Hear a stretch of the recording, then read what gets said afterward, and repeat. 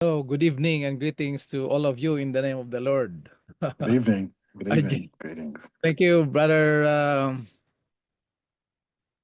iPhone.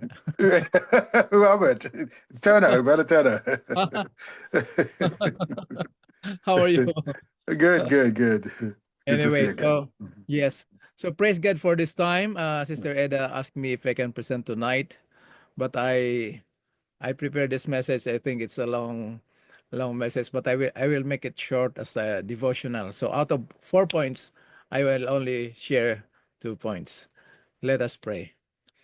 Dear Heavenly Father, we thank you for the time you brought us together, invited us to feast upon your word, the bread of life brought to us by the Holy Spirit. Thank you for the continuous working and prompting of the Holy Spirit to get to know you more, even in our Christian growth, in our Christian maturity. Thank you, Lord, for this time that we can feed ourselves from your word, that we will experience growing in grace and in the knowledge of Jesus Christ. Thank you, Lord, for granting our prayers. May you bless this worship, this devotional, this program, that people will that can hear and will be hearing this message. All of us will grow in grace and in the knowledge of Jesus Christ. Thank you, Lord, for granting our prayers. In Jesus' name we pray. Amen. Okay, so let me share our sharing for tonight. Continues the continuation of the series, The Compelling Love of God. So this time, uh, actually the title for that is Maturity. Let me check. Security prepares the way to maturity. And I've been praying for this for a week. And then the Lord impressed me to change the title, but it has the same meaning, because this is the title that I will share to you. Salvation's surety leads you to Christian maturity. Because I like to use more of word assurance rather than security, because security implies protection or guarantee. That's good, but it's most of the time it has a something, and then not really after that, that's it. But assurance means certainty or confidence. It suggests about the sense of certainty or reliability. And the word faith is actually relying from the word of God. We may not understand everything, but because God says so, God said it, and I believe it. So that's why I put that title. But I hope it doesn't contradict with the title of the of the author. And I'm studying and looking at it. So we are going to look at least 4 verses about this maturity. Okay. Number one verse, 4 verses. My laptop is not as fast at the time. Number one, in Ephesians 3:17, we as children of God who accepted the Lord Jesus Christ and abiding in the presence of the Holy Spirit, allowing the Holy Spirit to dwell in us. Our faith should be rooted and grounded in agape. That's why we will have a living connection with God. The by the at the time of the disciples, Paul and Jesus, most of the business before, it could be agriculture or building houses.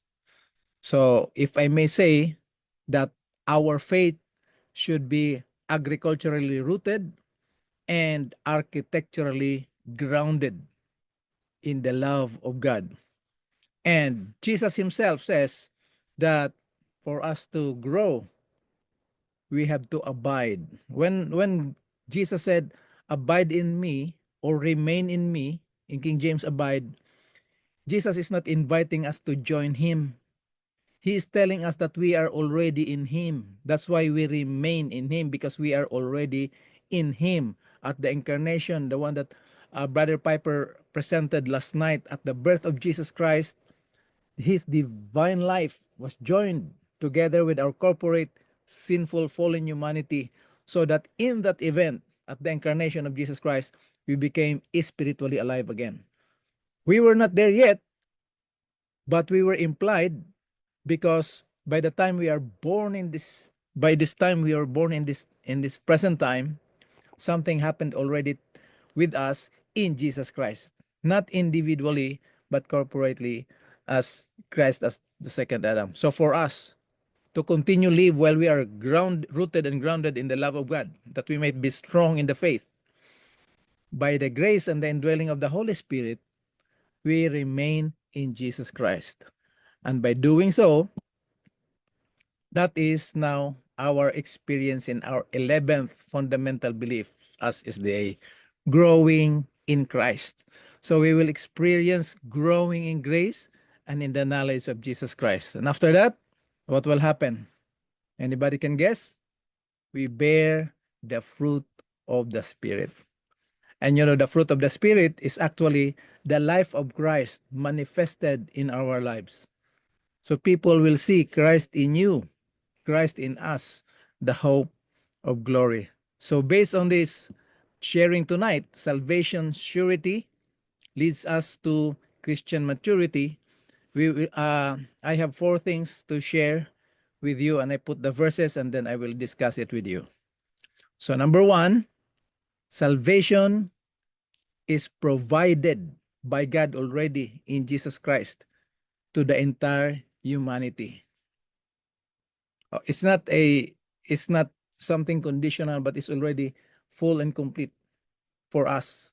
Number 2, that full and complete salvation that we have in Jesus Christ is a gift, and it has to be received and assured only through faith, by submitting our minds, saying yes to the Word of God, especially to His salvation, His love for us, even if we don't understand.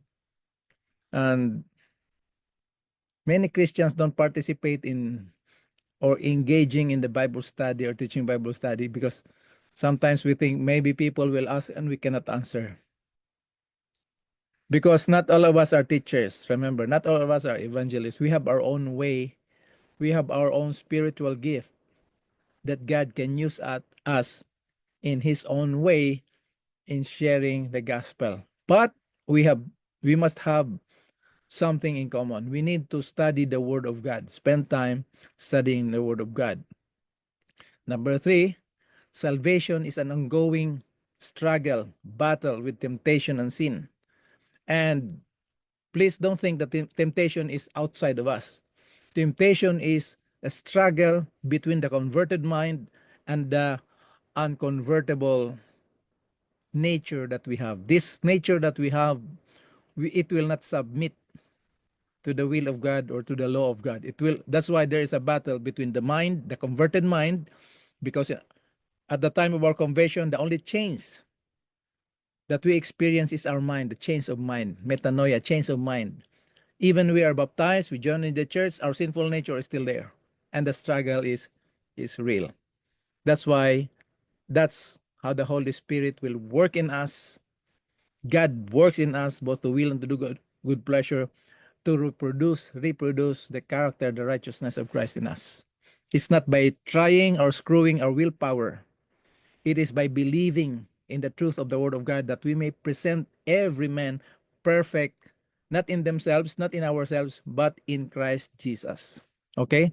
The last one, the believer's salvation may be forfeited or rejected by willfully turning away from Christ.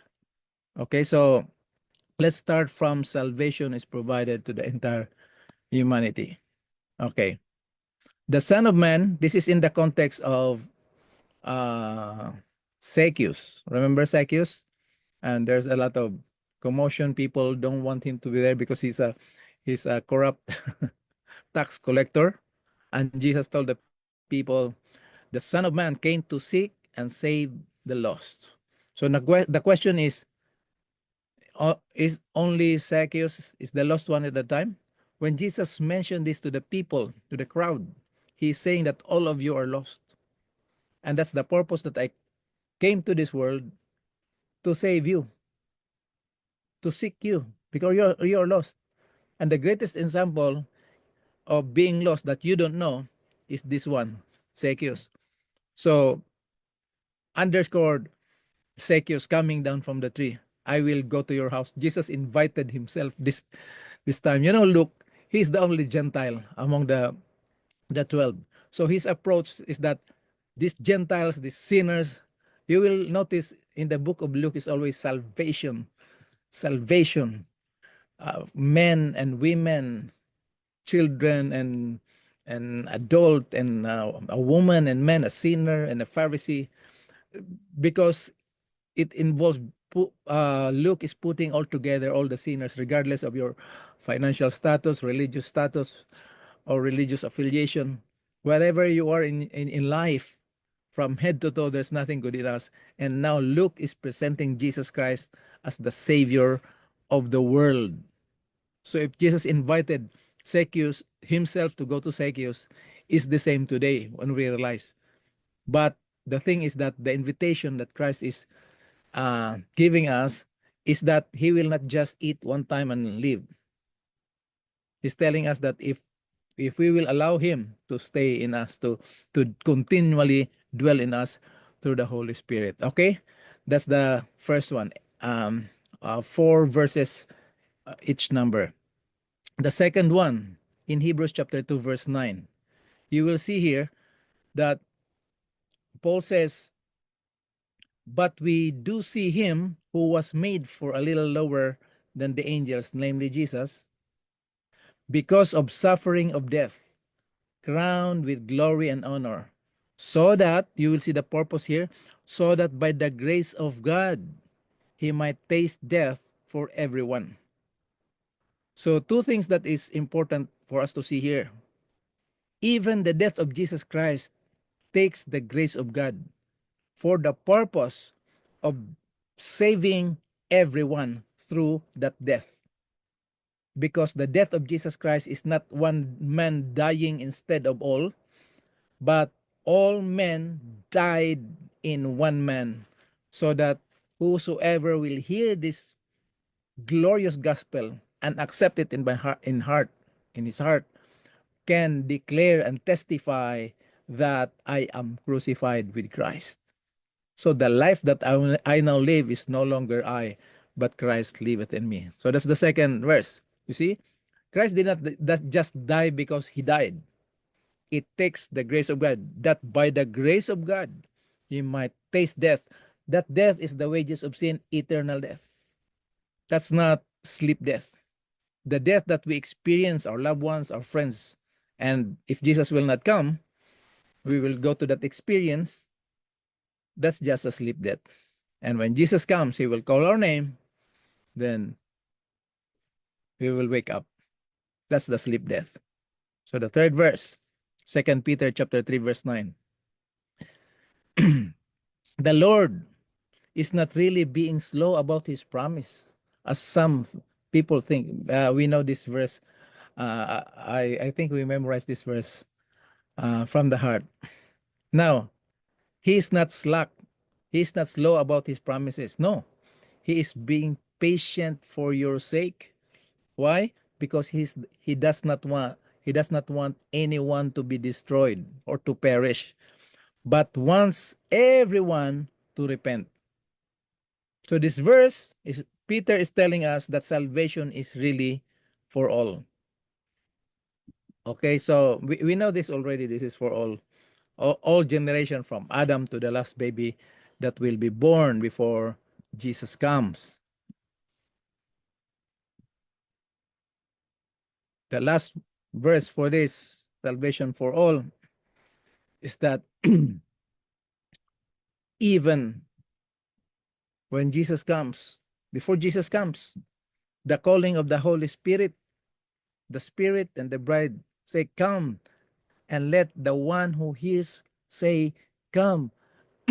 Let the one who is thirsty come. Let the one who wishes to take water of life, that is the Holy Spirit, without cost. So the salvation is a free gift for all men, for all generations. So that's the first thing that we need to know, that we will be established in the assurance of salvation, and out of this, we grow in grace and in the knowledge of Jesus Christ. Number two, salvation is to be received, because like any gift, beautiful as it may be, um, it has to be accepted and assured through faith. Look what Paul says in Romans chapter 3 verse 28. For we maintain, or we conclude, we prove that a person is justified by faith outside, apart from the works of the law. Because this time Paul is addressing Romans chapter 3, that not only when he was addressing Romans chapter 1 about the Gentiles, the Jews have in their mind that, oh yeah, Paul is right when it comes to the Jews, they are a bunch of sinners, they don't deserve heaven.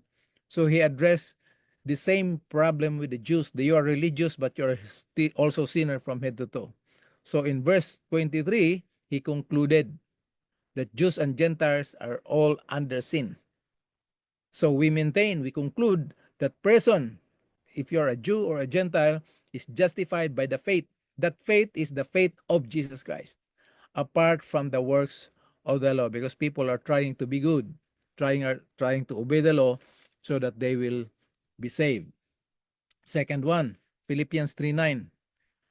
Paul, who used to be Saul, trying his best so that by living a righteous life, he will be qualified for heaven. And then he found Jesus Christ through a hard way. Through a hard way.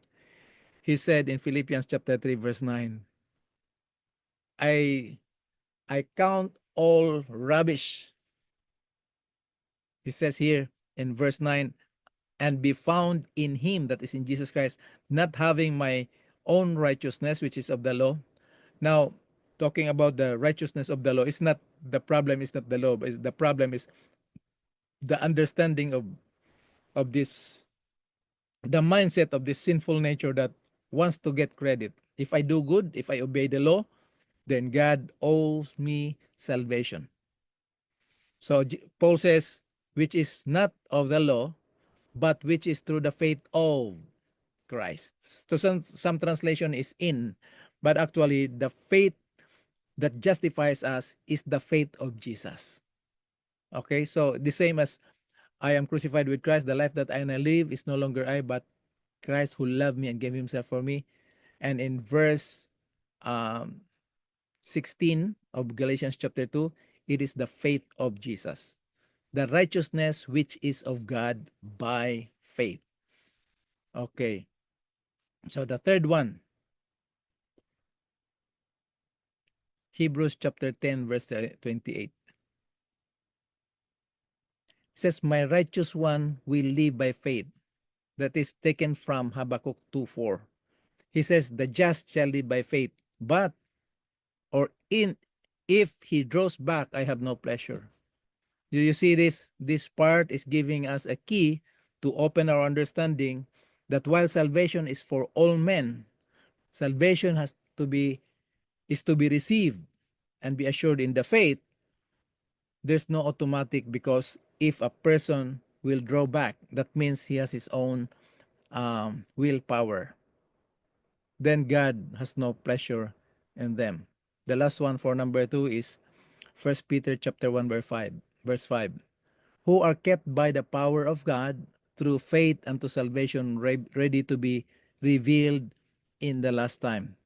This word kept is to maintain. When Jesus said, remain in me. You see that? So what we are already in Jesus Christ, we have it by faith. Then Peter saying, the believers that continue in the faith through the working and the guidance of the Holy Spirit, the indwelling of the Holy Spirit, kept by who are kept by the power of God, that is through the gospel message and in response to the faith that we have now in Jesus Christ.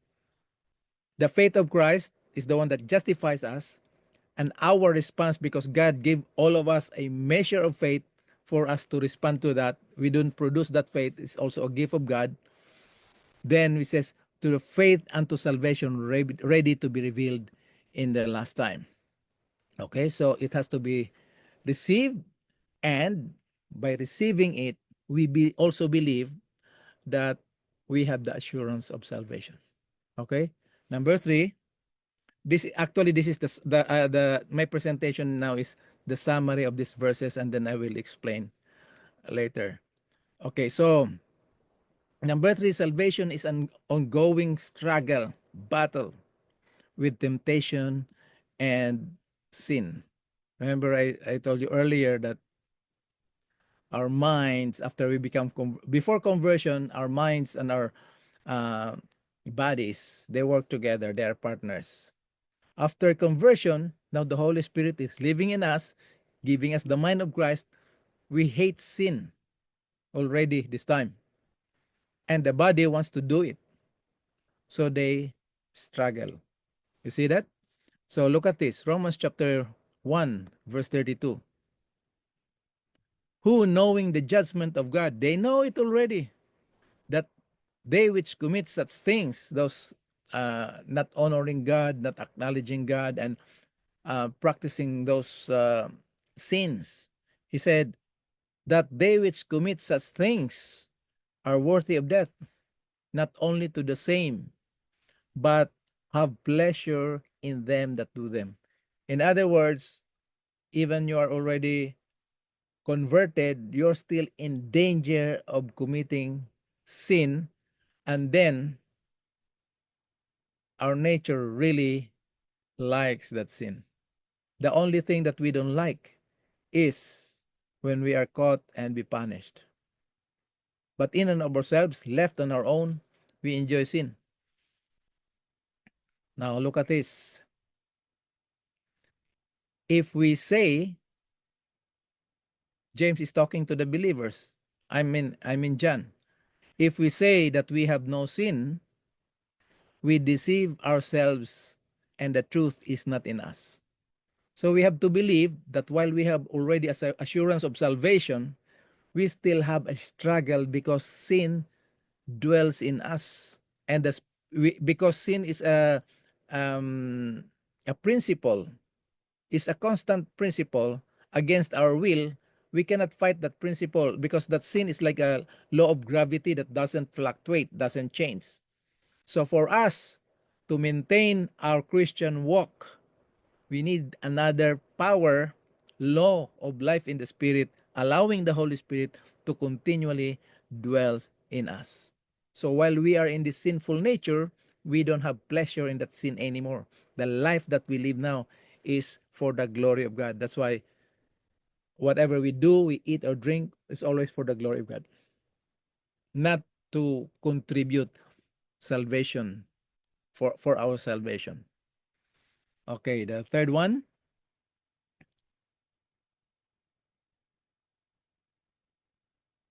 Hebrews chapter 12 verse 1.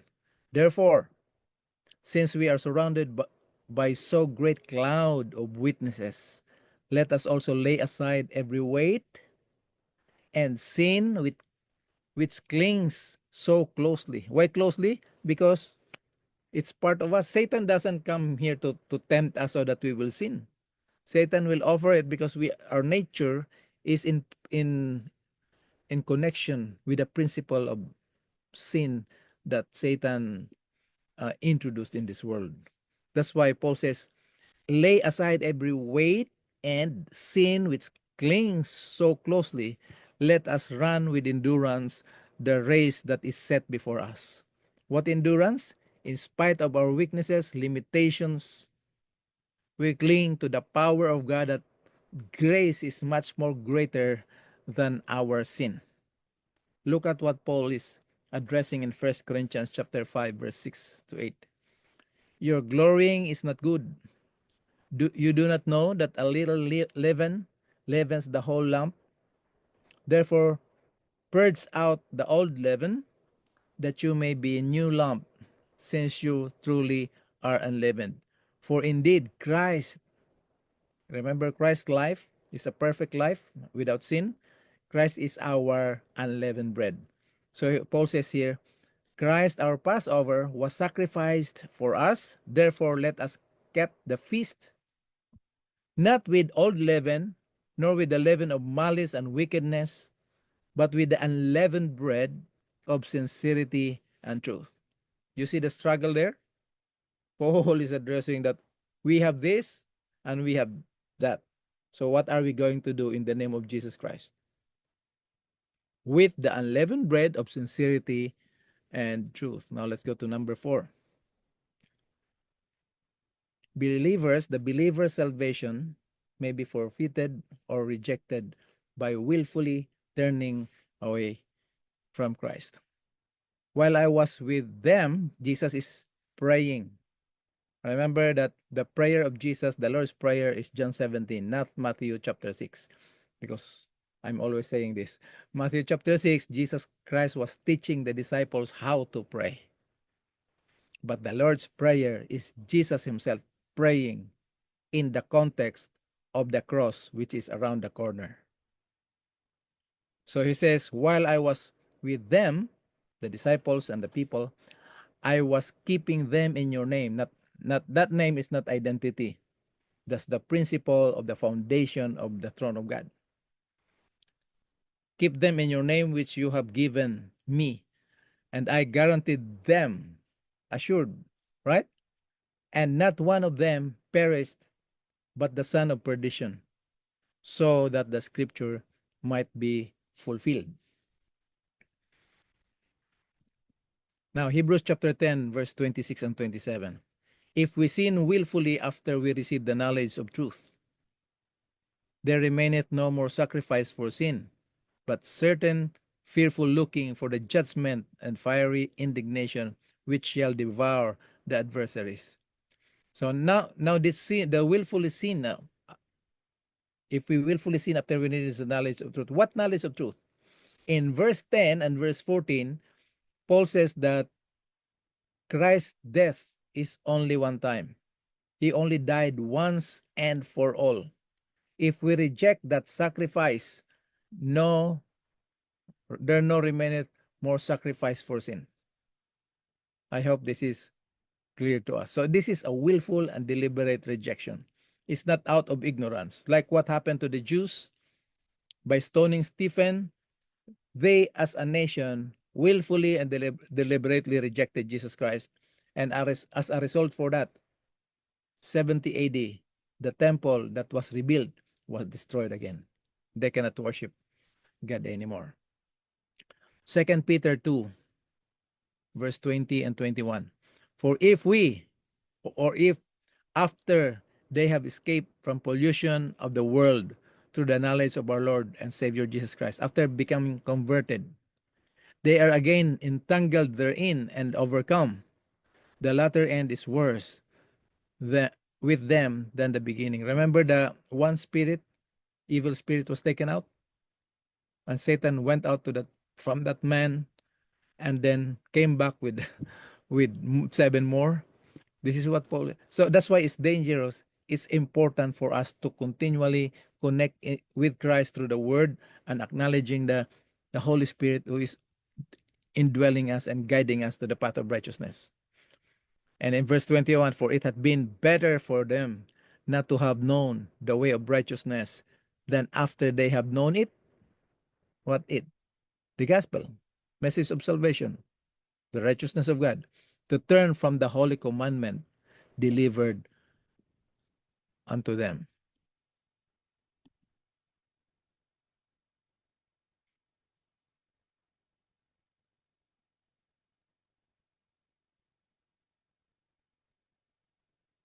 First John 5:16.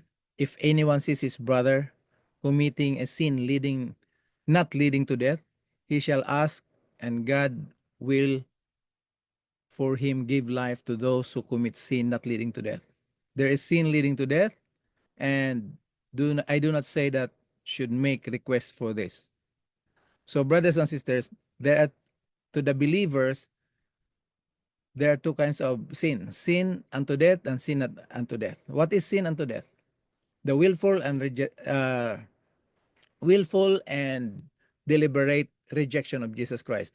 The sin not unto death, when we fall into sin, like when we transgress the law, we ask forgiveness, we acknowledge, Lord, we sin, and we will be forgiven because of the blood of Jesus Christ. But to those who willfully reject the gospel of Jesus Christ, there's no more sacrifice for that. So the point here is that, look at this illustration in 1 John 5:16 and 17. Those people who willfully, deliberately reject the gospel of Jesus Christ, they continue, they remain a broken relationship with God. So the life that they live is living in sin, and they will end up to death. But to the believers, in the context of God's love, God is love, John knows that we are still in this world, we still sin. So we have fellowship with God, but because we are weak, we cannot do it. So John said, if you see your brother sinning, not unto death, pray for them. I'm not saying, John says, I'm not saying to pray for it, that you sin, because that sin is not unto death. That's John says, that's not what I'm saying. I'm saying that you need to pray for this. So that's the illustration of sinning under grace and sinning outside of grace. Okay? So now, the first one that I mentioned earlier, that I will discuss that to you, this is very important because salvation provided for the entire human race. So God's desire that all men, every person, must be saved.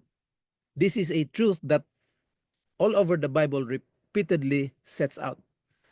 God's eternal saving purpose was expressed in the words of Jesus himself. For the Son of Man, remember Zacchaeus, came to seek and save the lost. Remember Luke chapter 19 verse 10? That is, he desire all to be saved. You know, at the beginning of the Gospel of John, Jesus is presented, John 1:29. Behold the Lamb of God which taketh away the sin of the world. So this is worldwide. This is corporate, believers, non-believers, those who don't know about God. That's why the gospel is to be preached, so that they will know. So the gospel's great theme is this. We know this already. For God so loved the world that he gave his only begotten son. Now that the giving is for the world, but the offer is whosoever believe in him shall not perish. Now, going to Paul, it connects. Paul is connected with the preaching, the teaching, and the life of Jesus. Paul reiterates that God's universal redemptive plan, God our Savior, wants all people to be saved and come to the knowledge of truth. 1 Timothy chapter 2, verses 3 and 4. And then in 1 Timothy chapter 4, verse 10, for the record, God is the Savior of all men or all people, especially to those who believe. Why especially to those who believe? Those who believe, receive, and believe the gospel, they experience the joyous experience of salvation. Those who don't believe yet, they did not hear the gospel yet. They have already salvation in Jesus Christ, but they don't know, so they don't experience. If every time they sin, they feel guilty, and then they feel embarrassed to come to God because they don't know about God. They don't know about coming to the throne of grace boldly, to the throne of grace. You see? So those who believe, that's why Paul says, especially to those who believe. Jesus is, or God is the Savior of all men, especially to those who believe. 1 Timothy chapter 4, verse 10. And then, you know, yes, an Adventist, Titus 2:13, about the glorious coming of our great God and Savior. In verse 11, it says, Titus chapter 2, verse 11, for the record, the grace of God is called prevenient grace or pre-existent grace. The grace that God planned and initiated before or prior to salvation experience. This grace, drawing all people towards salvation, empowers them, enabling them to either accept or reject his offer. So there's no automatic salvation. In the sight of God, in God's perspective, he wants everyone to be saved, to be with him forever. But because God is love and powerful, he honors the choice of individual. Okay? So, um after many expressions that God universal gift of salvation, the Bible fittingly concludes with the closing invitation to all humanity. Let the one who is thirsty come. Let the one who wishes to take the free gift of salvation, the water of life, come. So the burden, sad to say, brothers and sisters, some Christians have come to a view that God's sovereignty asserts that only a limited number of human beings are able to respond the grace of God, the gift of salvation. Now this is a problem because some Christians traditions, they maintain that God's or Christ's atoning sacrifice is not intended for all. They assume and they teach that God's sovereignty decreed from eternity was only to the elect, only a limited number of persons for salvation. This belief, this teaching is rooted in several biblical passages that do indeed emphasize God's sovereignty. The Bible is clear on this, that God is sovereign in all his activities. For example, in the word of Jesus in the Gospel of John, Jesus made it clear that the Father must act draw human being into his election purposes, like John chapter 6, verses 37, 44, and verse 65.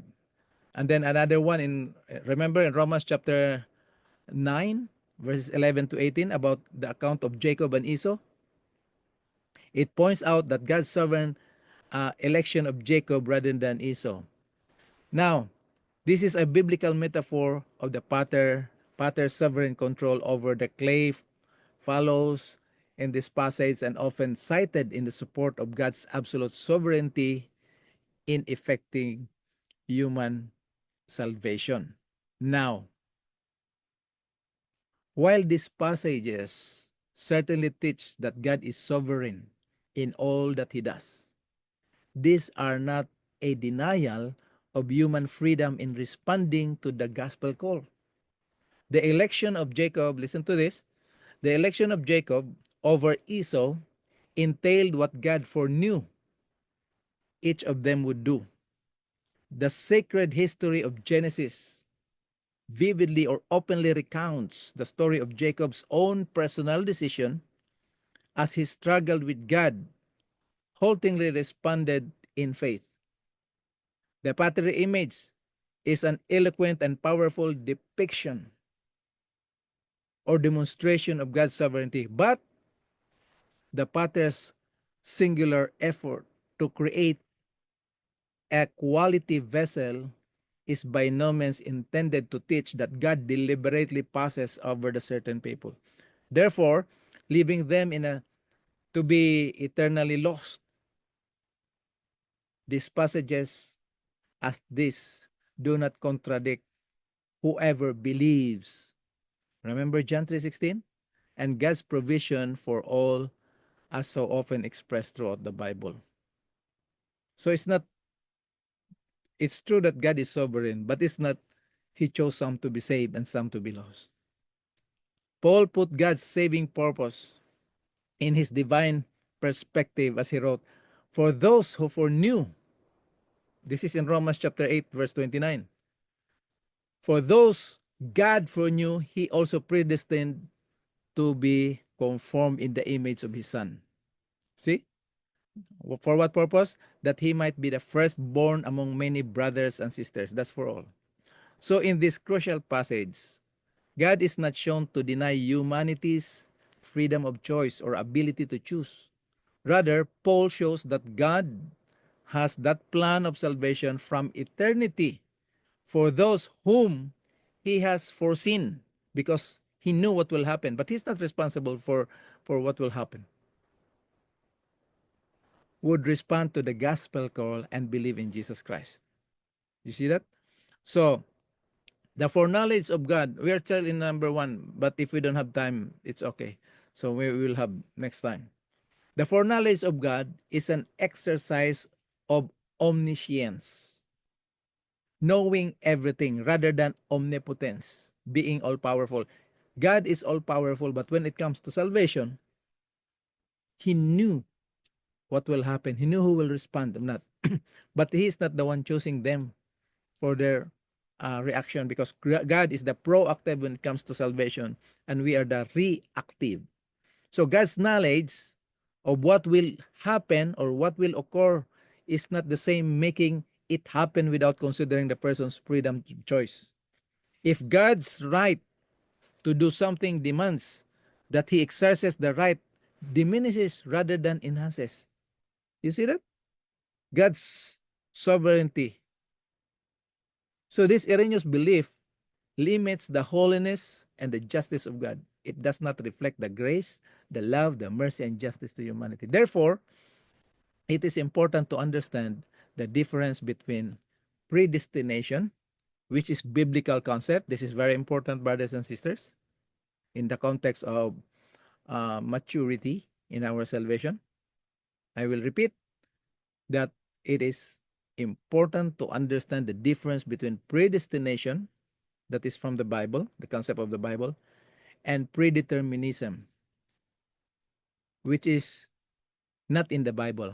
Predestination guarantees, that's why, or assured, an eternal destiny for God's people, those who respond to the gospel call, the corporate body of Christ, whom he foreknew from eternity would respond to the conviction of the working of the Holy Spirit and accept his redemption that is in Jesus Christ. You can see that in John chapter 14, verse 2. Right? Let not your heart be troubled. You believe in God, believe also in me. So predestinism, by contrast, asserts that God has decided everyone's individual action and fate in advance without nothing, without noting, without considering their personal decision to believe. This distinction between these two terms is illustrated in Esther. Remember the story of Esther? When Mordecai told Esther, "Do not think that because you are in the king's house, you alone of all the Jews will escape." He says, "For if you remain silent at this time, relief and deliverance from the Jews will arise from another place. But you and your father's family will perish." And who knows that uh, you have come to royal possession, position for such time as this. Remember that statement, uh, Mordecai? So God had predestined the Israel corporate, okay, quote unquote, would survive, but not predestined Esther's personal fate. That was in her um, prerogative, in her hand. So a plan of salvation or escape for the corporate people of God would be provided, but individuals' participation was a matter of personal choice. So, in God's gracious and merciful sovereignty, God determined for eternity past the conditions on which He would show mercy and provide a plan of salvation that all can be saved. Remember Hebrews 2:9? The grace of God, Christ tasted death for all men. In this plan, humanity's freedom of choice, enabled by the Holy Spirit, are taking into consideration that the believers are chosen in Christ on his foreknowledge. Romans chapter 8, verse 29, Ephesians 1:4. He chose us in him, in Christ, before the foundation of the world. So salvation is available to whoever will respond in the faith to the gospel and to God's universal justification. Now, until what time we will be? Is the Sister Eda there, or? She just landed, but I think she might be traveling to her home. So you want me to continue about 8 minutes? Um, sure. We typically do a half an hour, but yeah, 8 minutes will be fine. Yes. Okay. So we'll go to the second one Okay. about this. I will not go to the third and fourth because Okay. you know, but Okay. I talk, Okay. I talk long. But I delight to share, just to give us information that salvation is received and assured by faith. So being a Christian, being a believer is certain, not a matter of good works. Because salvation, we know it already that it is by grace through faith. We know that Ephesians chapter 2, verses 8 and 9. Faith accepts the fact that Christ died for us sinful humanity, so that the forgiveness of sin is available for all. By faith, we may rely on the mercy of God and accept Christ as our Savior. So faith takes or grasps the wonderful reality that believing and repentant sinner are now recipients of His righteousness, the righteousness of Christ. Now, this righteousness of Christ is credited to us through the merit, not in our merit, but to the merit of Jesus Christ. Remember Philippians 3:9, not my own righteousness, and giving through faith in Jesus Christ to all who believe. Romans chapter 3, verse 22. Though all have sinned and fall short of the glory of God, all are justified freely by His grace through this redemption that came by Jesus Christ. Moreover, this gracious status with God is experienced, realized by the working of the Holy Spirit, who testifies with our spirit that we are what? God's children. Romans chapter 8, verse 16. So, though justified and credited with the righteousness of Christ, believers are also created in Christ Jesus unto good works. Ephesians chapter 2, verse 10. Moreover, they are changed in their daily lives to be filled with the fruit of righteousness that comes through Jesus Christ. That's what Paul says in Philippians 1:11. So the actual working out of the righteousness of Christ in the believers is an ongoing process. We call it sanctification. You know this already. It involves purposeful and progressive willful decision. Like if we willfully sin, this one is we willfully submit to the spiritual maturity. And this is what Peter says, that we make every effort. Second Peter, if you have your Bible, Second Peter 1, 5 to 8, make every effort to add, not to your salvation, but to add to your faith, goodness, and goodness, knowledge, and knowledge, self-control, and self-control, perseverance, and perseverance, godliness, and to godliness, mutual affection, and mutual affection, love. It starts with love, grounded, rooted, and grounded in love, and it will end up in love. The fruit of the Spirit is love. The manifestation is also love, agape. Okay? So, Peter says, if you possess these qualities in increasing measure, they will keep you from being ineffective and unproductive in your knowledge of Jesus Christ. So, our personal growth, brothers and sisters, varies in excellence and maturity as we learn obedience to God's word, to submit to His ways, and rely on the guidance and the enablement of the Holy Spirit who dwells in us. Yet, while still the process of growing imperfect though we may be, we remain justified through the faith of Jesus Christ and never our good works. Romans 8:1. Therefore, remember this so that we will get matured on this, that while we fall into sin, we never become unjustified. Romans 8:1. Therefore, there is now no condemnation for those who are in Jesus Christ. So, spiritual growth anticipates that the believer will be committed to following Christ in a lifelong obedience to His teachings. Remember Jesus said, Luke 9:22, the 23, I mean. Jesus said, if anyone be my disciples, let him deny himself, take up his cross daily, and follow me. So the New Testament places great emphasis on faithfully walking in the Spirit by faith through the test of life and persevering in faith to the end of life. That's why in closing, the parable of the sower, Jesus said, the seed on good soil stands for those who, or with a noble and good heart, who hear the word, retain it, and by persevering produces crop. Luke chapter 8, verse 15. The same as James. James pick up those concepts on faithfulness through test and perseverance, as he wrote before I was asking James, because he said, count it all joy when you fall into diverse temptation. James chapter 1, verse 2. It's not that we are enjoying in the temptation when we fall into temptation.